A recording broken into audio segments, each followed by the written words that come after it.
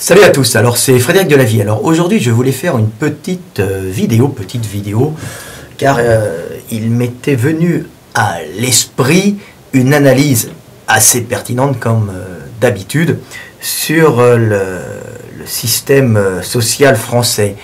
Et je voulais démêler un peu ce système social pour expliquer comment le système de caste, la France est un pays de caste, je ne suis pas le seul à le dire, je suis content en lisant Proust, dans À la recherche du temps perdu, dans le premier tome du côté de chez Swann, où Proust fait une très bonne analyse de la société française en expliquant qu'elle est à l'image de la société indienne, indienne d'Inde, pas d'Amérique, donc indienne, et qu'elle est vraiment en système, est une société qui est basée sur les castes, avec un côté hermétique, une espèce de millefeuille où il n'y a pas de montée sociale. On jalouse toujours celui qui est au-dessus, on espère monter au niveau de l'autre, on copie celui qui est au-dessus et on le jalouse, et des fois il y a des révolutions, on les évince pour prendre le pouvoir. Donc Proust a fait une très très bonne analyse dans son livre. Alors Proust est très particulier puisque il a vendu des dizaines de, on va dire, des dizaines de milliers de pages, je ne sais pas combien il y en a, mais on va dire, on est à la dizaine de milliers au moins de pages à la bourgeoisie, avec son roman Fleuve, à la recherche du temps perdu, qui est en vérité une très très fine analyse du système de caste français et de sa médiocrité. Donc, je voulais démêler un peu ce système de caste français pour montrer que ce système de caste français, donc système de caste, donc absence de méritocratie, donc ce système de caste français générait les réseaux et générait le communautarisme qui en France est devenu un fléau. Alors c'est la cause, c'est ce système de caste obsolète qui génère réseau et communautarisme d'une façon organique. Donc on ne peut pas jeter la pierre aux communautés qui se regroupent entre elles, ou même au système de réseau, si abjects qu'ils sont, car ils ne sont que le fruit d'un système de caste obsolète qui a plusieurs centaines d'années, voire dépassant le millénaire dans la structure de la France, qui a toujours été depuis les Celtes un système de caste. Donc ce système de caste est donc un système qui abolit la méritocratie, puisqu'on est un pays de fils d'eux, on est, je ne sais pas moi, chef d'entreprise de père en fils, avocat de père en fils, ministre de père en fils, énarque de père en fils, où on travaille à l'Assemblée nationale ou au Sénat de père en fils. Je crois qu'un tiers des sénateurs sont issus, ou 20% sont issus de sénateurs. Donc on s'aperçoit que c'est quand même un système qui est complètement archaïque, et un système qui se rapproche de la cour de Louis XIV. Ça n'a pas réellement changé, c'est toujours la même chose. Alors c'est un peu long à lire, mais lisez au moins le premier tome de Proust, parce que c'est assez difficile à digérer, et vous comprendrez comment est la France, et vous verrez que malheureusement depuis plus de 100 ans ça n'a pas changé, et depuis plus de 500 ans ça n'a pas changé. Et bien sûr ça ne peut que changer actuellement, car nous avons une globale planète avec des frontières qui n'existent plus. C'est le libre-échange, c'est le libéralisme mondial, une espèce de prédation, on n'est pas vraiment dans l'échange, on est dans la prédation, où celui qui vend le plus récupère le plus, donc il va gagner. Donc on abolit les castes et on fait une espèce de méritocratie à travers le capitalisme. Le capitalisme, les boîtes américaines par exemple, c'est une véritable méritocratie, même si c'est une méritocratie basée sur la prédation du monde, mais leurs équipes sont les meilleurs, qui sont les plus prédateurs, les meilleurs qui montent et qui dirigent, un peu comme les Anglais, malgré une caste au pouvoir, en dessous, ce sont des armadas de chefs d'entreprise, on peut plutôt nommer, de présidents nommés par des groupes d'actionnaires appartenant à des boîtes anglaises, par exemple, qui vont à la conquête économique du monde. Donc c'est un peu comme ça, et maintenant on a une espèce de globale planète avec des grosses multinationales. Au sein de ces grosses multinationales, il y a une véritable méritocratie prédatrice, il faut le savoir. Mais la France est encore sur un vieux système de caste, qui ne va pas tarder à s'effondrer, car il est obsolète dans ce monde sans frontières, dans ce monde de prédateurs. Donc on va s'effondrer, mais il faut bien comprendre pourquoi on s'effondre et pourquoi ce système touche à sa fin. Donc si on compare la France aux États-Unis, on peut s'apercevoir par exemple en prenant la franc-maçonnerie qui est souvent attaquée. La franc-maçonnerie sont normalement des gens qui se réunissent pour réfléchir sur le sens de la vie et sur les puissances qui dirigent ce monde. En parlant d'un grand architecte, il y a des rites. C'est censé être une société d'élus entre eux, de gens qui se cooptent pour un peu comprendre le monde et réfléchir sur des sujets et essayer de comprendre le fonctionnement du monde et d'éclairer le monde. Ce qui n'est absolument pas dans la réalité cela, car la franc-maçonnerie est devenue un système de réseau où les gens rentrent dedans, se cooptent en fonction de leur puissance économique pour pouvoir profiter les uns des autres de leurs relations et faire des affaires souvent sur le dos de l'État, car ils sont souvent fonctionnaires, et récupérer de l'argent grâce aux contrats qu'ils vont acquérir. Alors il y a des loges de franc-maçonnerie qui sont plutôt non privées, d'autres qui sont plutôt des loges de beaucoup de hauts fonctionnaires, mais aussi avec des chefs d'entreprise qui rentrent là-dedans et ils se refilent les bons tuyaux et ils s'arrosent les uns les autres avec l'argent du contribuable. Ça se passe souvent comme ça. Alors il n'y a pas que ça dans la franc-maçonnerie, mais voilà comment la franc-maçonnerie a été pervertie, pour peu qu'elle ait été un jour quelque chose quelque chose de plutôt spirituel. Elle est plutôt dans la matière et dans la prédation, on va dire prédation sur l'argent du contribuable. Je vous expliquerai un peu pourquoi, comment ça se passe d'après mon expérience de vie. Donc, on peut s'apercevoir que la franc-maçon est un réseau, en fin de compte, en France, et un réseau souvent pour court-circuiter ce système de caste, où, en général, on se reproduit avec les gens de son milieu, et on ne ferait pas avec une caste inférieure. À la rigueur, on essaye de monter à la caste supérieure, mais c'est très rare.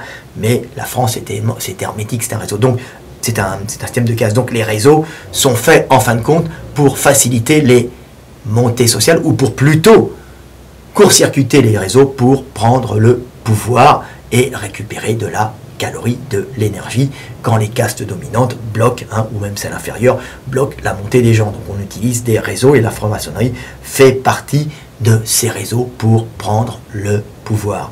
Alors, c'est marrant d'expliquer qu'en France, on a une franc-maçonnerie extrêmement puissante, avec des loges de fonctionnaires. On voit que dans les ministères, il y a beaucoup de francs-maçons à un certain niveau, qui se connaissent, qui se cooptent entre eux. Et on peut s'apercevoir que la franc-maçonnerie est bien moins influente aux États-Unis ou en Allemagne, qui sont deux pays qu'on peut prendre en exemple pour une véritable méritocratie. Alors évidemment, il y a des gens au pouvoir avec des fortunes immenses, ils vont peut-être rester entre eux, mais dans la mentalité allemande et américaine, celui qui a des possibilités intellectuelles va être tout de suite récupéré par le groupe puissant pour augmenter la puissance justement de ce groupe et le maintenir en haut. Donc on peut s'apercevoir qu'il n'y a pas de franc-maçonnerie puissante aux États-Unis et pas de franc-maçonnerie puissante en Allemagne, car la franc-maçonnerie ne peut s'épanouir que dans un système de caste où il n'y a pas moyen de monter. Donc la franc-maçonnerie est comme un réseau contournant les castes. Et on peut s'apercevoir par exemple que dans les partis politiques c'est pareil. On voit en France un système politique qui est un peu différent des autres pays. On peut s'apercevoir par exemple que la gauche en France, surtout la gauche socialiste en France, est souvent un moyen de rentrer, quand on rentre chez les socialistes, est souvent un moyen pour contourner une droite affairiste de famille qui est en fin de compte une caste.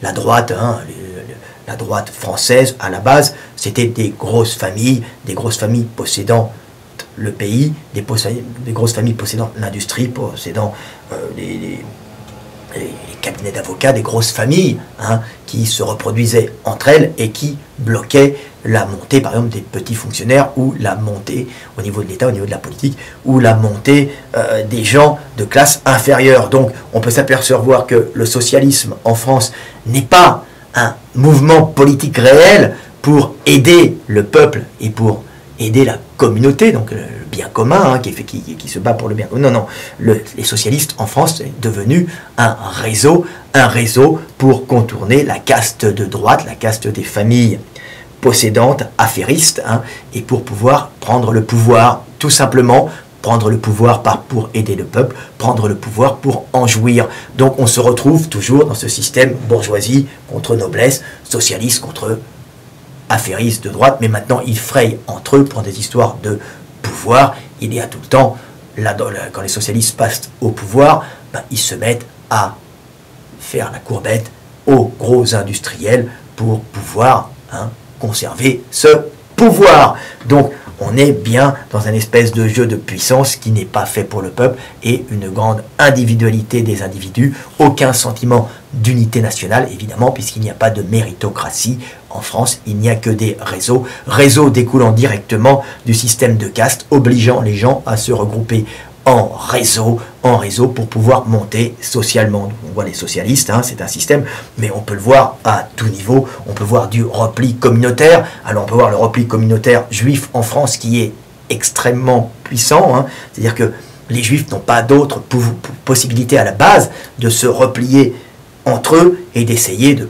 pratiquer, alors pas tous les juifs bien sûr, mais la possibilité dans une petite communauté de s'entraider car on se connaît, et de prendre progressivement le pouvoir, car de toute façon, un juif bon en France, je parle d'un juif, on est tout le temps obligé de préciser, juif n'est pas une race, juif c'est juste un peuple ayant en général des rites et une histoire commune, mais il n'y a pas de race juive, c'est simplement des gens qui ont une coutume et des traditions communes et une culture commune au sein d'une autre culture en général. Donc on voit qu'il y a un repli communautaire juif obligatoire pour pouvoir monter socialement, parce que de toute façon, un juif qui serait bon en France serait bloqué par ce système de caste qui l'empêcherait de monter. Donc le repli communautaire juif, qui est un exemple parce qu'il est flagrant, mais il est à tout niveau de façon inférieure chez les protestants, hein.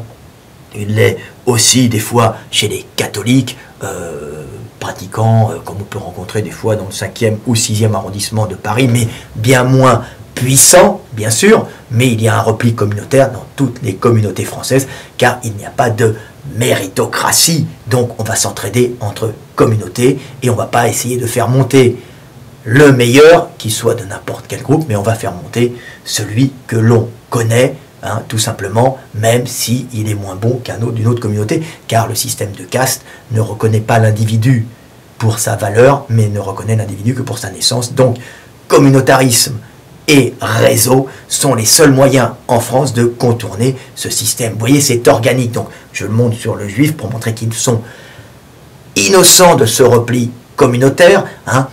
La communauté juive américaine est beaucoup moins communautariste que la communauté juive française. Pourquoi? Car l'Amérique est une véritable méritocratie. Le communautarisme se retrouve essentiellement dans la vie privée, avec le choix d'un partenaire, hein, ou le choix d'activité en dehors, avec des gens qui ont une culture commune. Mais pour les affaires, donc pour les affaires qui vont faire marcher le pays et faire gagner l'Amérique, hein, au niveau mondial, et même pour faire gagner les gens internes, on va s'associer avec des gens de toute communauté, hein. C'est ce qu'on peut voir dans les films américains fréquemment, hein. Je me souviens du film, comment s'appelle, Carlito Way, où on voit un portoricain associé avec amitié à un avocat juif véreux, hein, mais ils sont amis et ils s'entraident pour un business, même qui est parfois véreux. Donc on peut voir que le communautarisme américain ne se reporte pas sur le travail et se reporte sur la vie privée, ce qui fait que les États-Unis ont une grande puissance économique, car il y a une sélection des individus les plus énergétiques pour aller à la prédation du monde. Évidemment, chez nous, on a un pays de fils d'eux, avec du communautarisme, mais qui ne sélectionne pas forcément les meilleurs, qui sélectionne les relations, hein, qu'on a eues avant, hein, donc ou rentrer dans la franc-maçonnerie pour s'aider, on ne met pas le meilleur, hein, on est des frères, on va aider un frère, plutôt un frère franc-maçon, hein, plutôt qu'aider le meilleur. Donc on peut s'apercevoir que ce système ne peut pas marcher quand les frontières sont ouvertes, car à ce moment-là, on aura affaire à de la prédation de pays où marche la méritocratie, donc avec des individus énergétiques et puissants qui vont nous attaquer, et nous, on a des fils d'eux ou des réseaux ne sélectionnant pas forcément les individus les plus puissants, les plus inventifs et les plus capables. Donc c'est pour ça que la France s'effondre. Mais il ne faut pas en vouloir à ce repli communautaire qu'on retrouve aussi dans la communauté maghrébine, où les gens s'entraident entre eux, car ils sont bloqués par ce système de caste, qui est propre à la France, propre à l'Inde. Il y a des pays avec des castes, comme ça. Mais on voit que cela entraîne un communautarisme qu'on peut retrouver un peu partout en France, la méritocratie n'étant pas de mise dans notre pays. Mais de plus en plus, elle va apparaître, bien sûr, car nous n'avons pas le choix face à une prédation mondiale de multinationales basée sur la méritocratie. Donc il faut savoir, les chefs d'entreprise au sein des grosses boîtes, les grosses multinationales, les chefs d'entreprise, les présidents des grosses multinationales sont nommés par les actionnaires et sont souvent les gens les plus performants, et même les ingénieurs dans des grosses boîtes, comme par exemple en Allemagne, qui vit essentiellement entre les Länder allemands. Il n'y a pas beaucoup d'étrangers qui rentrent en Allemagne, c'est assez raciste entre guillemets bien sûr, mais au sein de l'Allemagne il n'y a pas réellement de caste, il y a une méritocratie interne dans toutes ces sociétés où les meilleurs prennent les postes qui leur conviennent. Il n'y a pas de fils d'eux qui rentrent en Allemagne, par exemple. Vous voyez, alors il n'y a pas beaucoup de communautés étrangères en Allemagne, sauf les Turcs qui ont pris quelques pans de l'économie que les Allemands ne prenaient pas, style la nuit, style les boutiques commerçantes de fruits et légumes ouverts la nuit, par exemple. Tout ce qui est la nuit, c'est les Turcs. Donc c'est normal, ils viennent plus du sud.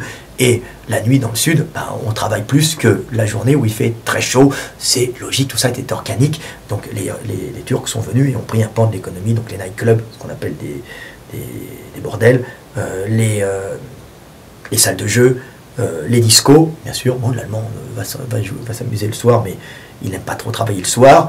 Qu'est-ce qu'il y a encore, les maraîchers, les boutiques de fruits et légumes, donc c'est ouvert tard le soir. Donc on se retrouve avec tout un pan de l'économie turque, mais au sein de l'Allemagne, il y a une réelle méritocratie interne à la germanitude, aux gens d'origine germanique. Il n'y a pas de fils de... Donc on voit que c'est pour ça que la France s'effondre et il faut changer ça tout de suite. Et surtout, ne pas avoir de haine pour ce système de réseau en comprenant et ce repli communautariste, donc de ne pas haïr le juif parce qu'il coopte un juif ou, je sais pas moi, le protestant parce qu'il coopte un protestant, mais en sachant qu'il n'y a pas d'autre moyen dans un pays de caste. Et la seule chose qu'il faut abolir en France, c'est le système de caste qui crée très très mauvaise ambiance et qui génère, par exemple, un CRIF relativement agressif. Et oui, mais il n'y a pas d'autre moyen pour les Juifs de pouvoir monter en France, vu qu'il n'y a pas de reconnaissance du travail, puisque c'est la naissance qui compte. Donc on se retrouve toujours avec ce système de réseau communautaire à tout niveau, bien sûr, réseau communautaire ou réseau tout simplement, par exemple, avec des réseaux d'écoles, comme l'ENA. On voit l'ENA, on voit Sciences Po, Hippocane, machin, les promotions trucs, promotion Voltaire, là je crois que c'est Hollande qui est la promotion Voltaire, où tout le monde se coopte parce que les grandes écoles françaises sont en général faites avant tout pour créer des réseaux de connaissances, pour en fin de compte se coopter et prendre le pouvoir qui n'est pas donné par la capacité de l'individu, mais surtout par ses connaissances et ses réseaux sociaux.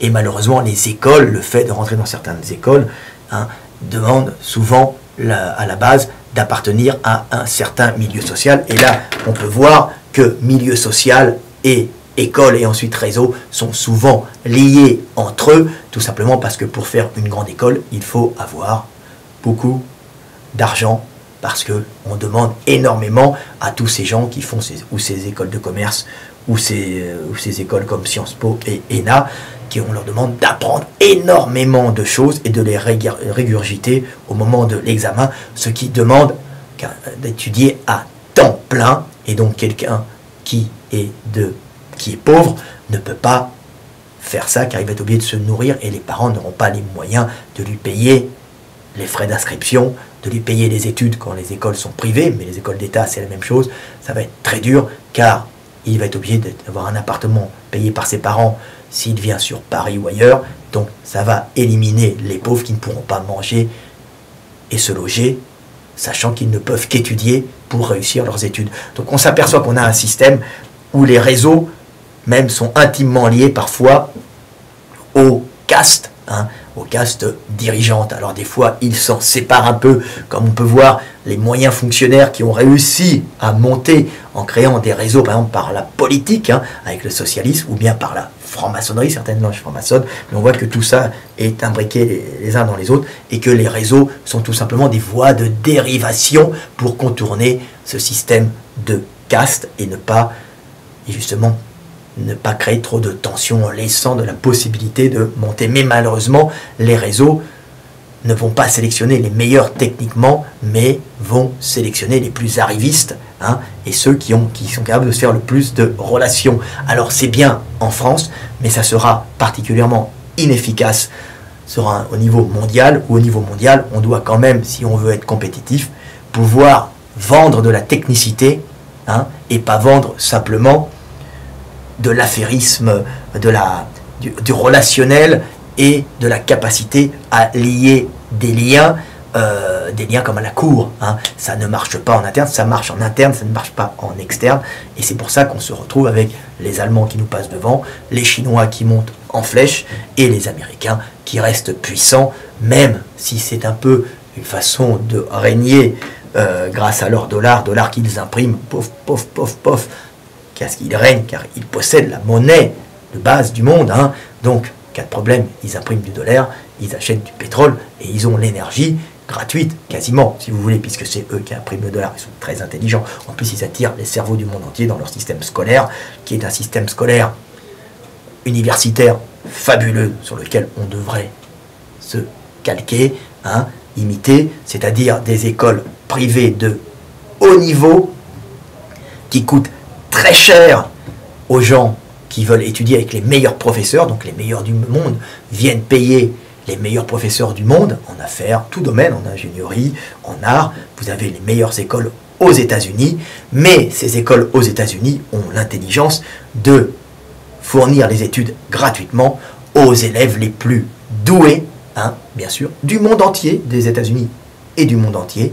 Et quand les meilleurs sortent de ces écoles qui ont été financées par les plus riches du monde entier qui mettent leurs enfants dedans, les entreprises américaines font un pont d'or à ces gens-là pour bosser aux États-Unis. Donc on se retrouve avec une captation de cerveau et un système scolaire américain payé par les riches du monde entier, mais qui récupère les meilleurs du monde entier et qui laisse la chance aussi aux doués américains ou aux doués du monde qui deviennent à ce moment-là américains. Vous voyez, une captation de cerveau. Donc l'Amérique est à prendre en exemple.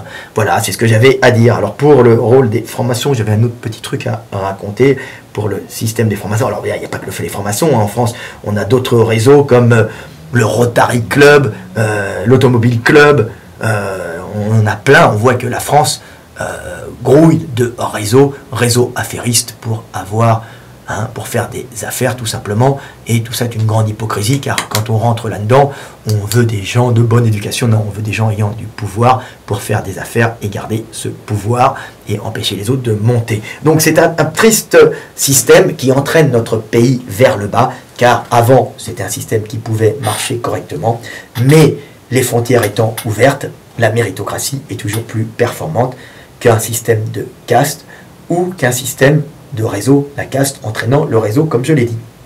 Voilà. Alors, qu'est-ce que je voulais parler? Oui, un petit exemple sur les réseaux francs-maçons. Les francs-maçons sont une grande escroquerie.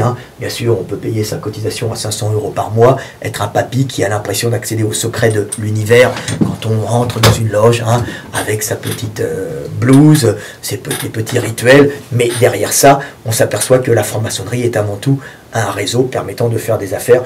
J'ai une ami à moi qui est marié avec un jeune garçon sympathique, hein, qui est rentré dans la franc-maçonnerie, comme il dit, pour les affaires. Donc je parle de ce que je connais, je parle du monde qui m'entoure, du monde que j'ai vécu, et ce garçon est rentré là-dedans uniquement pour les affaires. Et évidemment, comme c'est une loge d'affaires plus qu'une loge spirituelle, hein, en espérant qu'il y ait une loge qui essaye de comprendre le sens de la vie et le fonctionnement du monde et de s'interroger sur le grand architecte. Malheureusement, la plupart des loges sont faites uniquement pour faire du business, hein. Et là, il est dans une loge où il y a beaucoup de BTP et il a les avantages d'être au courant avant tout le monde des appels d'offres d'État, ce qui lui permet de bien ficeler un dossier et d'avoir haut la main, d'être sélectionné haut la main par, en général, ses frères qui, eux, sélectionnent les personnes avec qui ils veulent travailler, avec qui ils donneront les appels d'offres d'État, car ce sont des fonctionnaires aussi. Donc il y a du BTP, il y a des fonctionnaires. Donc il a récupéré de gros contrats comme ça, contrats surpayés bien sûr, parce que bon, imaginons que c'est EDF.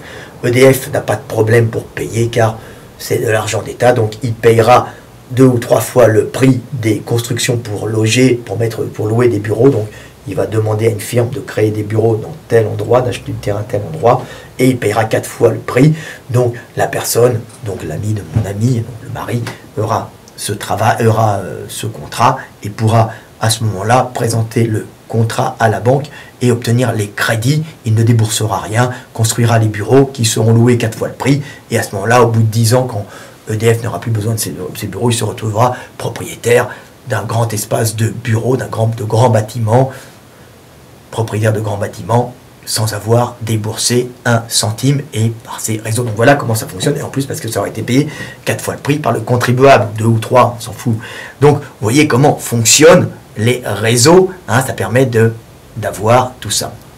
Donc voilà un peu comment ça fonctionne. Alors on peut voir que même les réseaux comme la franc-maçonnerie, on voit des loges qui sont de gauche, des loges qui sont de droite, des loges qui sont de telle obédience, des loges qui sont à tendance juive, des loges qui sont à tendance bourgeoisie de droite catholique. On s'aperçoit que tout ça se mélange et qu'il n'y a pas de méritocratie, mais essentiellement des réseaux d'affaires qui essayent de récupérer l'énergie pour eux, sachant que le mérite ne permet pas de monter en France. Voilà, petite vidéo de 27 minutes sur le mal français, sur le cancer qui nous ronge, un cancer qui est beaucoup plus moral qu'économique, car la France est un pays riche, la France est un pays qui a encore un système, on va dire, d'école d'ingénieurs, par exemple, de très bon niveau, mais nos ingénieurs partent ensuite à l'étranger, mais notre France est pourrie de l'intérieur par ce système de caste qu'il faut réformer.